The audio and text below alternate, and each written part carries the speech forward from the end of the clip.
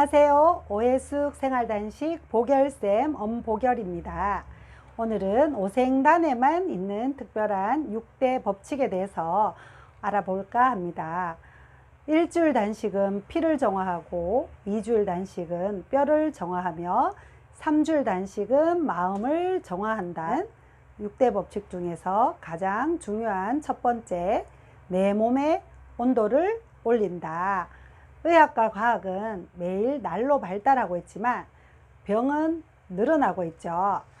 우리 몸에 매일매일 아침 저녁으로 체온을 재보면 아침과 잠자기 전에 체온이 많이 달라요.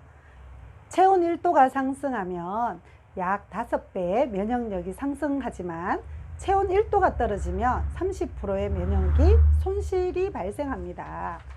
지금 현재 시중에도 많은 체온에 관련된 책들이 많이 나와 있으니 꼭 한 번씩은 읽어보시고 참고해 주시기 바랍니다. 우리 체온은 몇 도일까요? 36.5도에서 37도가 평균적이고요. 세포는 39도에서 45도를 유지하고 있습니다. 특히 암세포는 43도가 되었을 때 사멸한다고 하지요. 그럼 체온이 떨어지는 이유에 대해서 알아볼게요.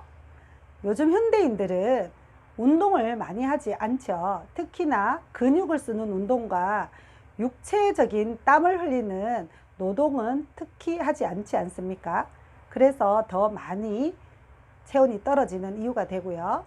그리고 샤워 습관, 뜨거운 목욕탕에 가서 예전에는 온욕을 한 번씩 즐겼잖아요. 그 온욕도 체온을 올려주는데 사실 가벼운 샤워 습관도 요즘에 문제가 되고요. 그리고 특히나 과식, 폭식, 야식, 외식, 이 외식은 특히 많은 조미료와 방부제들을 많이 섭취하기 때문에 특히나 체온을 떨어뜨리는 이유고, 체온을 떨어뜨리는 가장 큰 한 가지는 과식입니다. 단식 후에 특히나 과식을 하면 이마가 아픈 전두통이 일어나지요. 과식은 편도를 붓게 합니다. 과식은 장의 체온을 떨어뜨려서 우리 단식인들이 특히 오생단에서 다비움을 먹었을 때 잘 배출되지 않는 사람들은 장 체온이 차가울 때 잘 배출이 되지 않습니다. 그리고 화학 약품, 화학 조미료 이런 것들을 우리 1년 동안 섭취하는 것이 굉장히 많다고 합니다. 그리고 특히 지나친 염분을 섭취를 제한을 하죠. 병원에 가면 짜게 먹지 말라고 하는 게 의사 선생님들의 일반적인 말씀드리고요. 건물에 들어가면 차가운 에어컨을 틀어놓죠. 그리고 우리 현대인들의 가장 문제점은 스트레스입니다. 스트레스는 체온을 1도가량이나 급격하게 떨어뜨리고요. 피에 혈전도 급격하게 생기게 만듭니다. 그리고 특히나 젊은 아가씨들 다이어트 한다고 물을 굉장히 많이 섭취하죠. 몸에 염분이 들어가지 않고 물만 많이 섭취하는 것은 사실 수독증이라고, 몸에 오히려 한방에서는 병을 일으킬 수 있다고 합니다. 이 또한 체온을 떨어뜨리는 것에 포함이 됩니다. 자, 그러면 물을 많이 마시면 일어나는 증상에 대해서 한번 볼까요? 그냥 일반 물만 많이 먹게 되면 복통을 일으킬 수 있고요. 설사, 구토, 식은땀, 콧물, 재채기, 잦은 소변, 요통, 무릎 통증, 냉증까지 해서 신진대사와 면역력을 급격하게 떨어뜨려 줍니다. 그래서 염분을 반드시 섭취하면서 물을 먹어야 된다는 것을 꼭 아셔야 되고요. 체온이 떨어지면 그럼 내 몸이 어떻게 될까요? 체온이 떨어지면 내 몸에서 어떤 반응이 일어나는지 알아보겠습니다. 첫째, 혈관이 수축하게 돼요. 그리고 혈액순환이 저하가 되고 혈압이 올라가게 되겠죠. 특히나 뇌경색, 심근경색 이런 혈전증 발생 위험도가 굉장히 높아지고요. 그리고 요로결석과 담석 같은 것도 생길 수 있습니다. 그리고 당분, 지방, 등 혈액 내의 에너지원이 연소를 방해를 받게 되고요. 특히 요산, 피로부산 등 노폐물 배설을 방해를 받습니다. 그러므로 인해서 신장이 무리가 가게 되겠죠. 그리고 당뇨병, 고지혈증, 고뇨산 혈증의 원인이 되기도 하고요. 특히 현대인들이 많이 걸리는 우울증이나 신경증, 비만 등의 원인도 된다고 합니다. 그럼 내 몸이 차가우면 오는 질병들에 대해서 알아볼까요? 몸이 차가우면 첫째, 어딘가 모르는 통증이 생깁니다.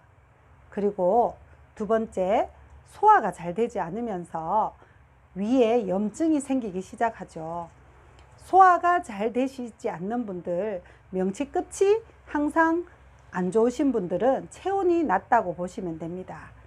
그리고 체온이 낮다가 보면은 노폐물 배설이 잘 안 되기 때문에 알레르기 질환이 찾아오고요. 그리고 현기증이나 이명, 구토, 돌발성 난청도 생길 수 있습니다. 녹내장, 그리고 대상포진도 몸이 차가워서 오는 질병 중에 하나고요. 빈맥, 부정맥, 비만도 몸이 차가워서 오는 질병 중에 하나라고 보시면 됩니다. 제일 무서운 건 체온이 1도 떨어졌을 때, 그리고 특히 34도 이하면 암이 발생될 수 있습니다. 암은 특히나 체온이 낮은 사람이, 여자들은 특히 유방암을 조심해야 되고요. 유방암, 특히 암 환자들은 반신욕을 절대 하시면 안 됩니다. 각탕법을 이용해서 장을 내 몸의 체온을 올려줬을 때 암을 예방할 수 있죠. 자, 그리고 뇌경색, 심근경색, 혈전증, 특히 고혈압, 당뇨병, 고지혈, 감기, 기관지염, 염증성 질환들이 생기기 쉽습니다. 우울증, 그리고 피가 몸이 차가우면 어혈도 잘 뭉치게 되겠죠. 우리가 먹는 음식 중에서 몸을 차게 하는 음식들을 보겠습니다. 맥주, 땅콩 이런 항상적인 조합도 체온을 떨어뜨리고요.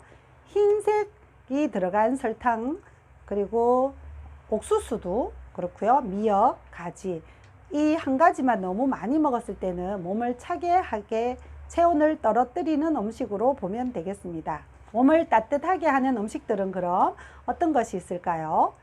소금, 파, 양파, 부추, 마늘, 생강, 인삼, 산마 많죠. 특히나 여기에서 현미, 그리고 단호박, 계피, 고추, 매실, 이런 것들은 우리가 자주 섭취해 줄 수 있는 음식들이니까 몸을 따뜻하게 도와주는 음식들입니다.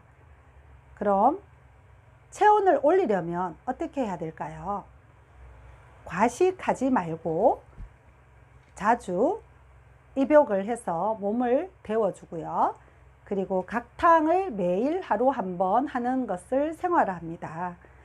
특히 11번 냉온욕법은 집에서 샤워할 때 샤워기로도 충분히 할 수 있지요. 양성식품인 현미와 생채식을 하루 한 번 이상 드셔주시고요. 유산소 운동보다는 근육 운동을 더 많이 하는 것이 좋습니다. 특히 니시 운동에서 붕어 운동, 생명 운동은 특히 근육 운동으로 도와줍니다. 소식, 서식, 단식, 이것이 내 체온을 올려주는 최고의 방법입니다.